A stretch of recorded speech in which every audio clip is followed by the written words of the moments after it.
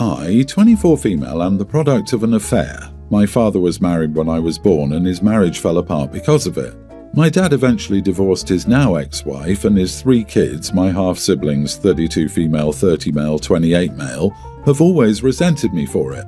I understand that what happened between our parents was messy and destroyed their happy family. Still, I was just a baby and they punished me for it my whole life. Growing up, they excluded me from everything. They didn't want me around, made cruel comments when I was, and acted like I didn't exist unless they were making me feel unwelcome. The worst part was when my mom passed away when I was 19. While I was mourning my mother's death, they openly celebrated. I found out they made jokes about how the trash took itself out and threw a party less than a month after the funeral to celebrate it. That broke me, and I've been no contact with them for years over it. Our shared grandmother wasn't much better. She wasn't outright cruel to me, but she clearly favoured my half-siblings. They spent vacations and summer with her while she barely acknowledged me. She also made it known on more than one occasion that she wanted her jewellery to go to my oldest half-sister, 32, when she passed away as the oldest female grandchild in the family, since she never had any daughters of her own. It was well established to everyone who knew her that this was her intention. However, she didn't leave a notarized will, so legally her estate went to my dad as her only child. To my shock, my dad gave the entire jewellery collection to me. He said he regretted how I'd been treated by the family and wanted me to have something meaningful. It was the first time he'd ever done something to truly acknowledge me, and I was floored. Now my half-siblings are furious, especially my oldest half-sibling. She's demanding I give her some of the jewellery, claiming that since she was closer to our grandmother and always intended for her, sister, to have it, it's unfair that I kept it all. She even said I wasn't really part of the family and has been calling me selfish and accusing me of stealing what was rightfully hers. I refused. I told her that after years of being treated like garbage, I'm not giving up the one thing my dad has ever done to acknowledge me. She accused me of being bitter and petty, saying I was using this to punish them for things that happened years ago. I'll admit, part of me feels like I'm finally getting some compensation for their horrible treatment of me. But the other part of me wonders if I'm being petty or cruel by keeping it all when the others are so much closer to her. So, am I the idiot? What a bunch of hypocrites, lol. You're bitter and petty, the woman who celebrated your mother's death? Not the idiot. I tell her right to her face that she's right, that I am bitter, petty and punishing them. Then tell her it's what they deserve after the way they treated you. I mean, they threw a party when OP's mom passed and said that the trash took itself out, for Pete's sake, and they were all adults 4 to 8 years older than then 19-year-old OP. It's not like they're referring to more excusable to be angry behaviour when they were children. The half-sibs messed around and found out, and now they're reaping the consequences of their horrible actions. Seriously, the epitome of petty, bitter and cruel. Honey, next time they ask, tell them, maybe you weren't actually close to Grandma enough for her to make a will. Maybe Grandma secretly loved me and told Dad to give me all the jewellery. Now stop bothering me. Then block them. OP, your father was her next of kin and you're his choice to receive the jewellery. If she really wanted someone else to get it, she'd have made a will. Block them, and if they continue to harass or threaten you in any form, get a restraining order. Also, make sure the jewellery is safely secured. Get it appraised and insured. Keep it all, or better yet, sell it. Justifiable petty. I, 20 female, am in a tough situation and I'm not sure if I'm overreacting, so I need some outside perspectives. I've been with my fiancé Charles, 35 male, for about 2 years and everything seemed fine until recently. A few weeks ago, my young teen sister, Amy, came to stay with us for just a few days while our parents were out of town. During her stay, I started noticing some really unsettling things. At first, I thought I was imagining it, but Charles started making comments that made me feel incredibly uncomfortable. He would call her so hot and would say things like, "You're going to turn heads when you're older, and you've got such a body on you already." The worst part was when he said, "I'd be jealous if I were your boyfriend, every guy will be looking at you soon." I tried to ignore it at first, but it kept happening and I began to feel sick to my stomach. Then one evening I overheard him telling a friend on the phone, "Amy's got that look now, it's like she's starting to bloom." It was honestly one of the creepiest things I've ever heard. I felt like I was losing my mind and I just knew I couldn't stay in that relationship anymore. I confronted him about his behaviour and he immediately got defensive. He denied it and said I was being paranoid and that I should trust him. He insisted that he was just being nice and that I was overreacting. I didn't care. I packed my things, broke off the engagement, and moved back in with my parents. Now my friends and some family members are telling me I overreacted. They say I should have talked it out with him first, but I don't see how that would have changed anything. So, am I the idiot for breaking up with my fiancé because of his creepy comments towards my little sister? Not the idiot, but drop the man and the friends defending him. That is a red flag on fire behaviour. That age gap is too much. Your sister is not much younger than you are. To us older people, him being with you is just as sick as you picturing him with your sister. Get out. I'd also look him up to see if he's on an offender list. As someone who's turning 20 in February, I just can't see 35-year-old men as attractive or imagine marrying them, especially since many of them seem to specifically go after younger girls. Girl, you're 20, not 28. If he were your high school sweetheart or something, that'd be different, but not a grown adult. He's the same age as one of my cousins who's a doctor. He has the life and responsibilities of an adult while you've just stopped being a teen. You're not in the same stage of life or mindset, and he expects you to just ignore his behavior.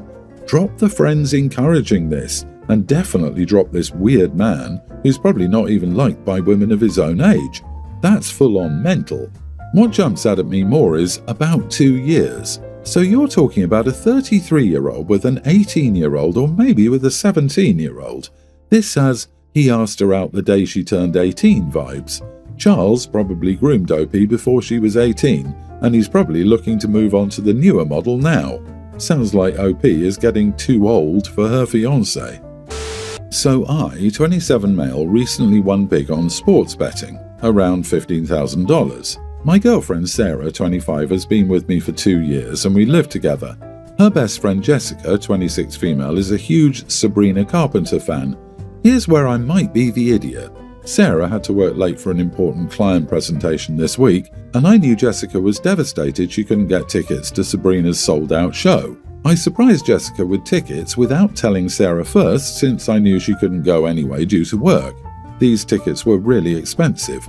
$1,900 total. Jessica was over the moon excited and we had a great time at the concert. Nothing inappropriate happened. We grabbed dinner before, enjoyed the show, and dropped her home right after. Pure platonic friend vibes. When Sarah found out, she completely lost it. She said I betrayed her trust by taking her best friend on what could be seen as a date, and that I should have at least told her first. She's especially angry because she likes Sabrina too, though not as much as Jessica, and feels I should have waited for another show we could attend together.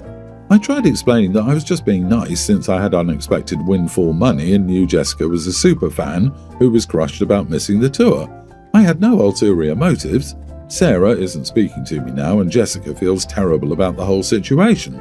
I genuinely thought I was doing something kind for a disappointed friend, but now I'm wondering if I crossed a line. Sarah and I have never had trust issues before this.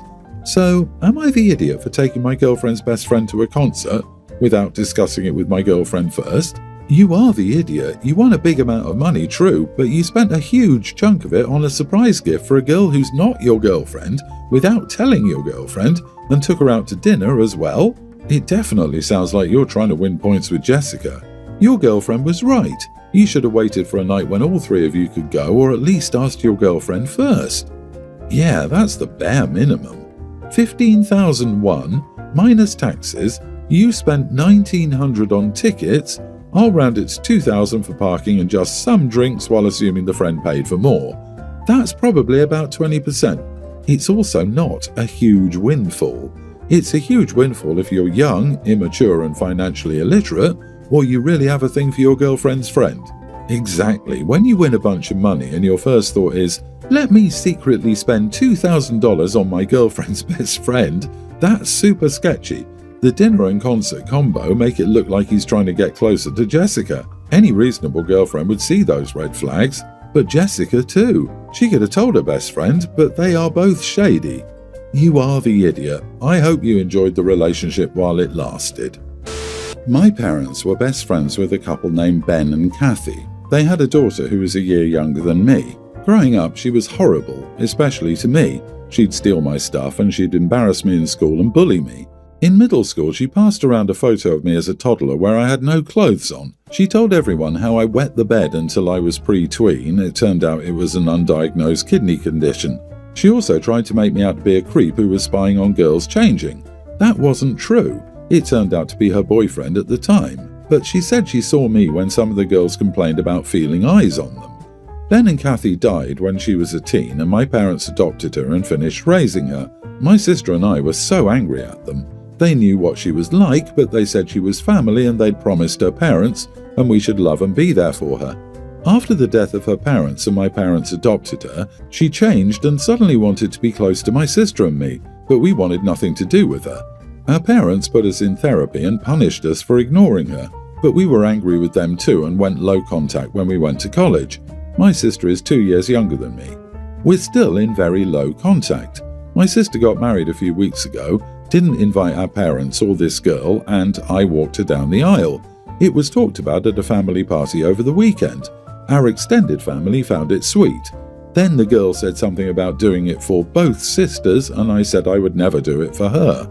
She looked hurt, and my parents told me I was the one who couldn't let a child grow up and change how she was. I said she tried to get me in big trouble with that spying on the girls changing. I said that crap can ruin people. I also told them they chose someone who was never family over their actual kids. My sister backed me up. They said I didn't have to act like it was outrageous that I'd walk this girl down the aisle too, and they said she's my sister whether I like it or not. Am I the idiot? Not the idiot. Why would you walk her down the aisle when she has her adopted father to do it anyway? Your sister's situation is entirely different because she didn't feel her own father should do it because of the fact he was there for his adopted daughter instead of for her. Neither of you want anything to do with them, so why on earth would you do it for the other sister? Because adoptive sister loves the control and hold she still has over OP and his real sister. She knows the lousy parents are on her side and she wants everyone to bend to her whim. She is still a bully. OP, I'd cut them all off and don't even invite your parents to your wedding. Far out, go and post on social media just how awful she's been if others try to convince you to associate with her. She may be your adopted sister, but she's also your bully, and that outweighs any familial relationship. Do your parents not care how this girl treated you? Sure, people can change, but scars from bullying never go away. Your adopted sister is going to have to live with the guilt and accept that you want nothing to do with her. The person walking down the aisle chooses who accompanies them, but one can also decline to do so. Stay low contact with your parents and adoptive sister. Actions have consequences. Stop engaging with all of them for peace of mind. Stop trying to explain. The answer ends at no. I, 45 female, have a good friend, 41 female, coming to visit for a week. I stay up much later than her and I work from home. My office is next to the guest room. She told me she wanted to talk before she visited, so we called. She said that I was way too loud at night and asked if I could work in another room. Now look, I'm not blasting music or playing loud video games. I type on my laptop, occasionally print something, and occasionally make a work call. She's literally complaining about the sound of a keyboard, printer, and phone. Keep in mind I have my phone on the lowest volume, so when it rings you can barely hear it, and when anyone is visiting I always try to talk quieter on the phone. I don't think it's right of her to ask me to change my entire routine. I told her I'd do my best to keep the noise down, but apparently that's not good enough for her. I just feel as if her demanding attitude is really rude and that I shouldn't have to change my personal routine for her. Again, it's not as if I'm going around blasting music or banging pots and pans. I'm literally typing, occasionally printing a document and taking brief, quiet calls, all from a room over. It's not like I'm in the same room as her. Am I the idiot for telling her I will try but make no promises, which she's saying isn't good enough? Edit, she usually goes to bed around 8 p.m. and I usually work until 11 p.m. We've known each other longer than 15 years, and while I of course want her to be comfortable, I just don't think her demands are reasonable. Not the idiot. I would tell her maybe it's better if she stayed in a hotel, as you won't be able to be as quiet as she would like you to be because of your work schedule. Who are these people who stay in people's homes and have all these demands? Wear earplugs or put white noise on or something to prevent you from hearing the noise. I thought maybe she got tired of hearing the typing at something really late like 2 a.m. But 11 p.m. isn't absurdly late for an adult. 15 years is a long time for a friendship, and if she visits fairly regularly, there may be a little space for more compromise. Maybe only take calls until 9:30, or install a few noise-dampening sheets on the shared wall. Maybe try and open up the discussion to see where she might be able to give more on her end. OP should not compromise her work schedule for a company that's already aware of her routine. That person is a user, not a friend.